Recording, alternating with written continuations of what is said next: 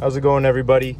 Tiago and Brian here with BMW West Springfield, and today we're going to show you guys how to use the automated parking feature on the new iDrive 8 system. First thing you're going to want to do is hit the camera button to pull up the camera, and you're going to want to put it in drive.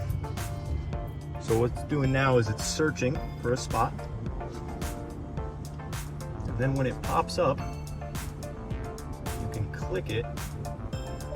There it is. Go ahead, Brian, hit that. Perfect. So now you're just gonna wanna keep your foot on the brake, let it do its thing nice and slow.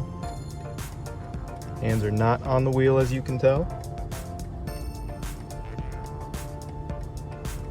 And it's gonna get a little close here. And now it stops, goes into drive, cuts the wheel. Let your foot off the brake.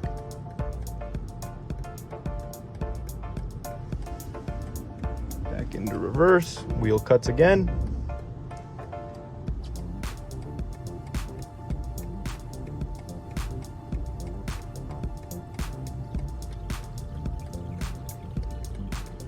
Perfect. You're all set. Come check out the new iX at BMW West Springfield.